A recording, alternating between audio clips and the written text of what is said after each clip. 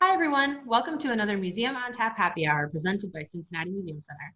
I'm your host, Jessica Urban, and today I'm having a drink with astronomer Dean Regas of the Cincinnati Observatory. Cheers, Dean. Welcome to Happy Hour. Cheers. Thanks for having me. I'm looking forward to this. Yeah, so I know you've got a pretty wild story to tell us this evening. But before we get started, why don't you tell me what you're drinking over there? So I was going to go for a Woodford whiskey, but then I decided it's such a nice day outside. It's kind of sunny. I'm going for something called a Caribou Lou. Now, I've heard that before. Caribou Lou is something I just heard about recently. Every year I throw a Super Bowl party.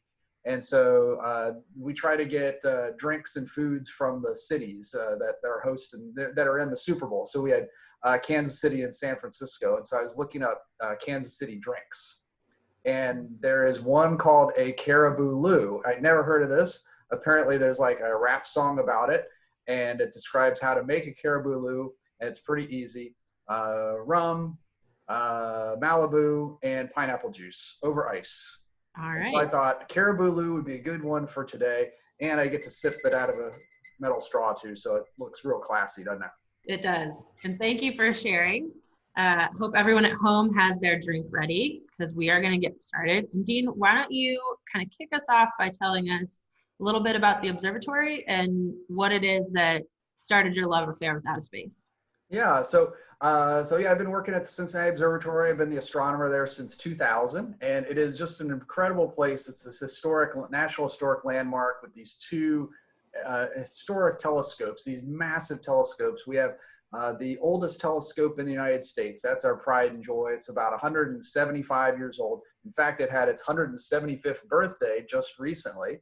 And so then we have our newer telescope, what we call our newer telescope that only came online in 1904. So that's the new one, 116 years old.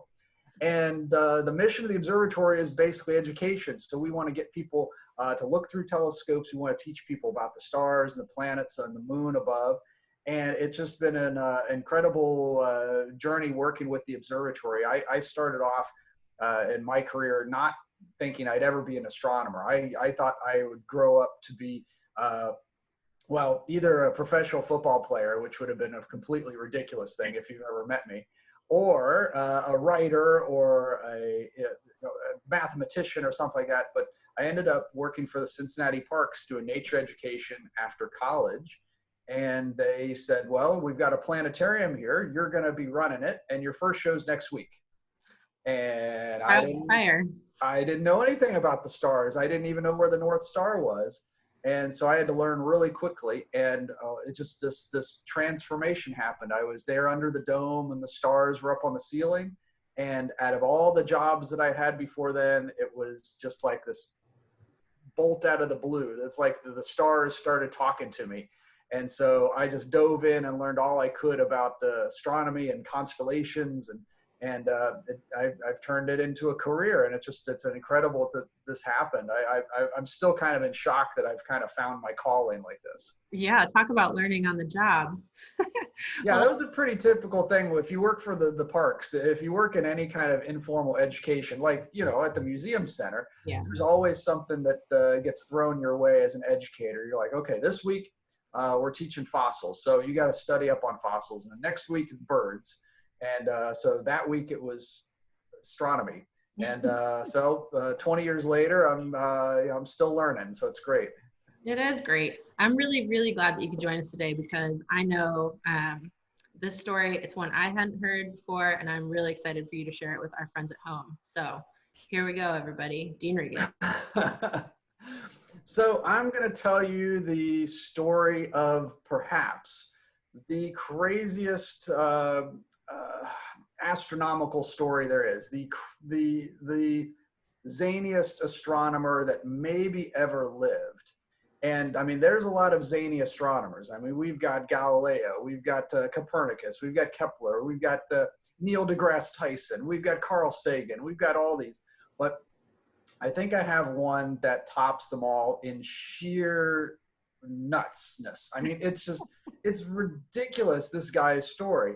And who I'm going to be telling you about is the life and very, very bizarre death of Tycho Brahe. So this is an astronomer from quite a ways back. He was born in the 1500s, so we're going way back here.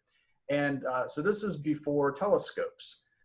This is perhaps the greatest naked eye astronomer ever. He basically looked up at the sky every single night for 20 years and documented everything that he saw. Now, being a night owl and staying up all hours looking at the stars and everything, that's one thing. But the story behind how he got here. Now, I'm going to be showing you a picture of him, and he looks strange. Do you want to see the picture now? Yeah, let's see it. Here is a glamorous portrait of him. This is a flattering view of this astronomer. What do you think? Well, if that's flattering, I don't know if I want to see an unflattering one. Yeah, I know. I mean, this is maybe after 5 or 6 caribou loos, he looks like this. I don't know. This is just how he wakes up in the morning. Now we look at this picture. He's very well dressed, wouldn't you say? Yes. He's but there's some things that you might notice about this picture. Is there anything that stands out to you? His face looks a little lopsided. His face does look a little lopsided, doesn't it? Yes. And now this was supposed to be an homage to his profession. He, as an astronomer, this was to show that he was using one eye more than others. Mm. Yeah, and that doesn't look very flattering, though, does it? To have one giant eye and one kind of not so. You can also see he's very well dressed. So he was an incredibly wealthy man. He was somewhere on the order of like the 7th richest person in all of Denmark. And so he was incredibly wealthy. You also might notice his hands. Yeah. He's got tiny, wouldn't you say? Very tiny hands. And then if you look very carefully at his nose, I mean, he's got the mustache, which is pretty cool. And he's got the ruffled collar, but his nose tells a story also. That is not a real nose. It's a fake nose? It is a fake nose. So the plot thickens, doesn't it? I just wanted to introduce you to him. So are we back to the normal screen here? Okay, good. Yeah. So, but I just want to give you a little taste for what he looks like so you can have the full reaction to all this stuff. So, very wealthy guy, tiny hands, big mustache, fake nose, giant eyeball.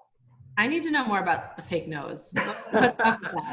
Wow. So now one of his first stories, so when he was a kid, so he was just a few years old, his parents come home to find him kidnapped. So totally gone, just snatched up out of the air.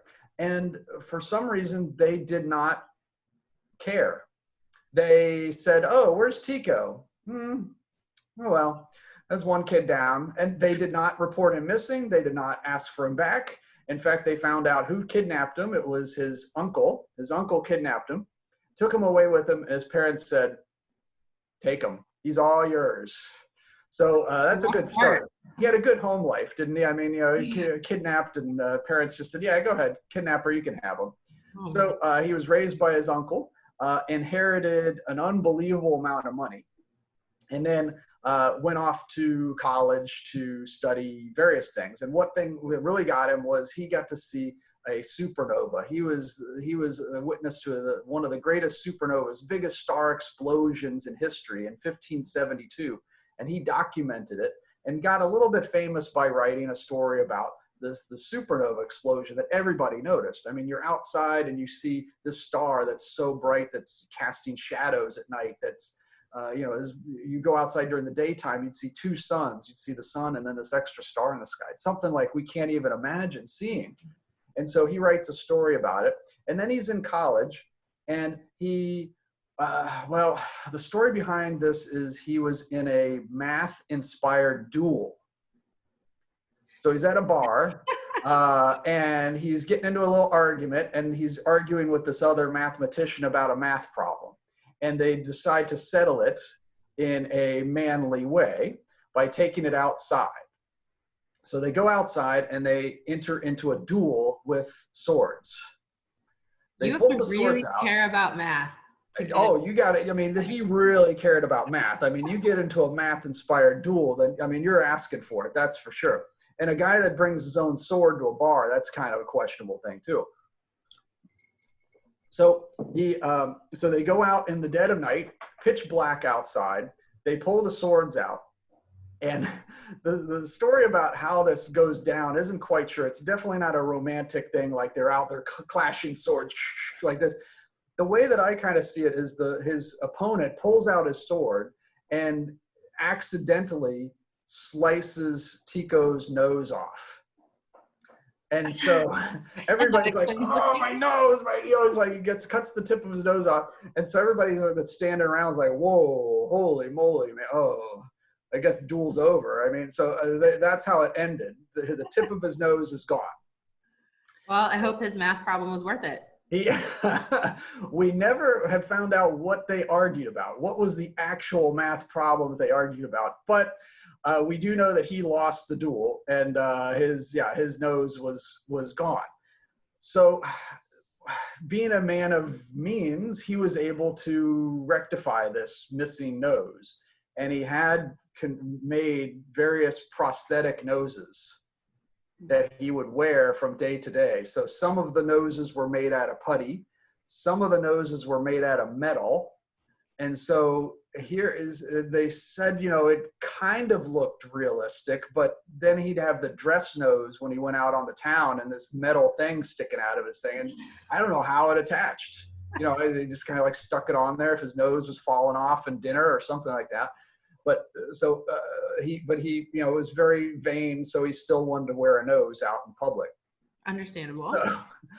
So that's his college days, getting his nose cut off in a math-inspired duel. Where do you go from there?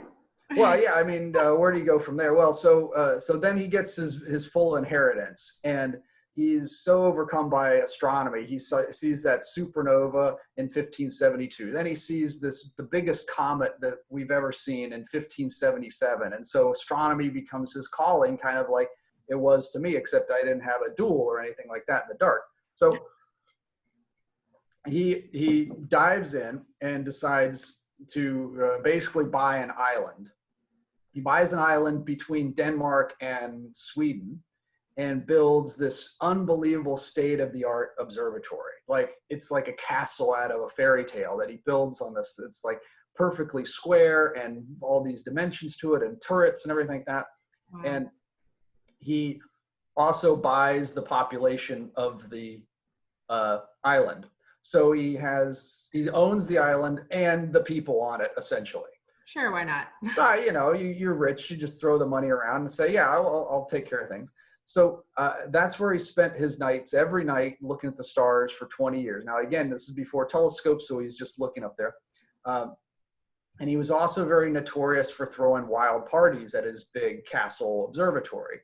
And he was exotic and he was eccentric. So he had a pet elk that he kept in the house. And at one of the parties, the pet elk got into the wine and drank the wine, got drunk, fell down the steps, broke his legs, and died.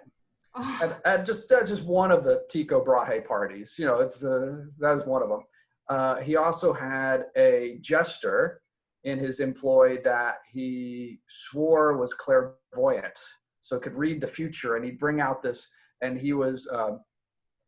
so he brought out this guy to read everybody's futures, and so that was that. So eventually he gets all this great data, becomes this world famous astronomer, but the tide turns against him, and the people on the island start turning on him because he's like this petty dictator that's having these great parties, but then staying up all night, sleeping in during the daytime, and so they eventually kick him out of the island. The government kicks him out of the island, said, you've mismanaged the island and you're out. And so he ends up going into exile, going to Prague, where another astronomer that comes along named Johannes Kepler. And Johannes Kepler wants to get Brahe's data. And I'm going to show you a real quick picture of him too, if you don't mind. Sure. So, oh yeah, so here's his castle, by the way. We'll just show you that. Wow. Not bad. Not Yeah, too shabby, is it? he was just using his eyes. I know. Yeah, he didn't need a telescope or anything, so he just built this castle just to kind of show off. And then here's the grounds and everything around it, all manicured and everything. I show you drawings of this because there are no pictures of it, because it all got destroyed.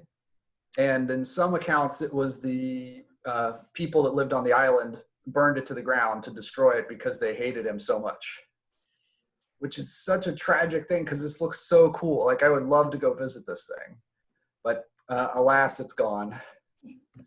So, meanwhile, we also have some interesting things happen. This is another guy that I was going to tell you a story about him too. I'll just throw it in there. This is a guy, Giordano Bruno. And look at that baby face. Don't you think? I mean, it looks like a totally innocent guy, doesn't he? He looks really young. Yes. He was a monk that comes on around the same time Brahe gets kicked off of his island. And he was imprisoned, tortured, and burned at the stake with a spike through his tongue in 1600. Ooh. Yeah, so I was going to tell that story, but it was a little too much of a downer about how it happened. And the reason why he got burned at the stake was because he said the earth went around the sun. Aw. I know, and look at him. He didn't look like he would hurt anybody, does it? I mean, just so Brahe hears about this and says, "Oh man, I am not going to say the Earth goes around the sun. That's for sure." Yeah. But a guy named Kepler comes along that does want to say that, and he tries to get Brahe's information. So we'll get to him. There he is, Johannes Kepler, and again, check out his outfit. These guys were fancy. I'll give them that. Aren't they fancy? I mean, this guy looks like a astronomer Dracula or something like that. I don't know. He's just, I don't know where they get this stuff. So he comes along and wants to get the data from Tycho Brahe, but Brahe doesn't trust Kepler at all. He thinks he's this young go-getter that's just out for himself, which is absolutely true because that's exactly what he was doing. And so Brahe didn't want to give him any of the data, but Kepler still just kind of kept bothering him because he needed Kepler to do some math. And so Kepler says this at one point. He says, "My opinion of Tycho Brahe is this. He is superlatively rich, but he knows not how to make proper use of it, as is the case with most rich people. Therefore, one must try to wrest his riches from him." Oh boy, those sound like fighting words. Yeah, that sounds like dueling in the dark with swords words or something. But Kepler's sneakier than most, so he's out there trying to get this. He's like this. He feels the call of God to figure out the universe, and so he's not going to let anybody stop him. But so this comes out very strangely that. Just a little after he says this and writes this, we'll go back to this, Brahe suddenly dies. Now, how he died is open to debate. The legend back in the 1600s was that, oh my gosh, I don't know if I can do this. Go for it. It's happy hour. Sure? Are you sure? All right, I better take another drink. So the legend was, in 1600, Brahe threw a party in Prague, invited all these people, or actually he was invited to a party. He was invited to a party at somebody else's house. And the host was not really a big fan of Brahe's. And so they had, all this great feast, this wine, drinking, everything like that. And there was a custom in the day that you could not leave the table until the host left the table. So he's sitting around this table. He'd been drinking a whole lot. He needed to use the restroom, but etiquette said he could not get up. And the host purposefully did not get up and let anybody up. So the host is just sitting there watching Brahe, do kind of like a potty dance in the chair. And he ends up incredibly ill from this and dies very soon after. And the Oh, legend is that he died of a burst bladder from holding in his pee. whoa. What a terrible way to go. Yeah. Now, this is just the legend. And so, could that actually be possible? Now, with Tycho Brahe, anything's possible. I mean, all this other stuff that happened in his life. But there was also, this seemed too suspicious. This seemed too ridiculous. And so, there was a person who was suspected of murder. Was it Kepler? And Kepler was a suspect. I mean, after all, what did he write? He just wrote this thing that seemed pretty, maddening. And then after Brahe's death, Kepler gets all the data that he wanted and then solved the mysteries of the universe and then became very famous. That sounds super suspicious. So, I mean, would a guy really die of a burst bladder? Well, they dug him up. They dug up Brahe to do a study to see what killed him. And this was like in around 1900 or so, they dug him up. And they dug him up and did the test, and they found out it was not from a burst bladder. It was from mercury poisoning. No way. And so, oh my gosh, that looks really bad for Kepler, doesn't it? But then other people said, well, what kind of nose was he wearing? There was mercury in the metal that he was wearing. So maybe it wasn't murder. Maybe it was mercury coming through his prosthetic fake nose. Wow. Well, people debated this again. And so they dug him up again to analyze his body one more time. Because people said, you can't get mercury poisoning from wearing a nose. This is ridiculous. Just like people said, you can't get a burst bladder to kill you. So they dug him up again. And this was not that long ago. I think within the last 20 years, they dug him up. 20 or 30 years, they dug him up again. And they tested him out and thoroughly found out there was absolutely one cause of his death. Burst bladder. No, it was this bladder. He died from holding in his pee. It's true. Isn't that crazy? That is tragic and so hard to believe. It's ridiculous. His entire life is a soap opera that you couldn't relate to anybody. I mean, it's unbelievable. So Kepler's off the hook. He didn't kill him. Brahe was going to die one way or the other. Sooner or later, he was in trouble. If it wasn't the burst bladder, it was going to be an elk running him over or something like that, or a telescope falling on him if he survived that long. I mean, something was going to happen to him. There's no doubt. He sounds like he'd have a reality show if he was still here. He would be, I'm trying to think, what kind of, who would be the most like him? Boy, I don't know. I mean, there's nobody that crazy, is there, that has that kind of, I mean, he is a little, I mean, I'll be honest, he's a little Trump-like. He's a little Trumpian in a little bit. I mean, just his way of behavior is very interesting.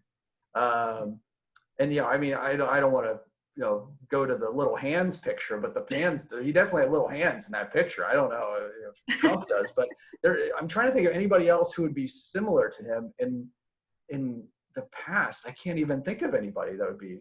Well, we have certainly had some good laughs at poor Brahe's expense. Before we wrap up, why don't we share with friends at home what he contributed to science? We'll give him a little bit of a character bump here. That's good. Yeah, because I appreciate that, because his life, you kind of get mixed up in all this, the details of those sordid details of his life, but he really was the best astronomer in his day, no doubt. I mean, he had the best technology. He had the best viewing. He had the best notes. I mean, he had the sheer amount of notes that he took from all those decades of watching the sky. It led Kepler to make all the discoveries that he did, that the Earth went around the sun, that the motions of the planets around the sun. It was really thanks to Brahe that happened. And I'm a big fan of Kepler, actually. I think he's an underrated guy when it comes to things, but he wouldn't have gotten far without Brahe doing all the legwork pretty much. So, I mean, here you got this playboy rich guy, but he really did work really hard. That's for sure. And so he goes down in history as probably the best, most prolific naked eye astronomer pre-telescope. So if he had a telescope, man, who knows what he would have been able to do. Well, I certainly didn't know him before you told the story, but I'm probably not going to forget him anytime soon. It's a hard one to shake, that's for sure. And so, but yeah, just try to avoid any math-inspired duels. I think that's a good one, good lesson. It's a good thing math's not my subject. That's right. I mean, what about like do you have any history-inspired duels? Like at the museum center. You guys ever get into like after hours things start happening there? It's really funny. Right before all of this happened, we had an event called Aaron Burr, the American Bastard, celebrating the continuation of his story after he shot Hamilton. Cincinnati actually played a part in that. Really? Did he come through Cincinnati? Yeah, he had some friends around here. One of our senators at the time, John Smith, actually ended up getting indicted as a part of that whole conspiracy thing. So we may or may not have had some Nerf duels happen that evening. So yeah, there's, but I don't think a Nerf gun's going to take off your nose. So I think we were safe. Okay. All right. That's probably safe. That's probably safe nowadays. Yeah. Yes. Well, Dean, thank you so much for coming to Happy Hour. This was so much fun. Thank you to everyone for watching at home. Join us again next time for Museum on Tap Happy Hour. Cheers, Dean. Cheers, everybody. Cheers. Thanks, everybody. Keep looking up.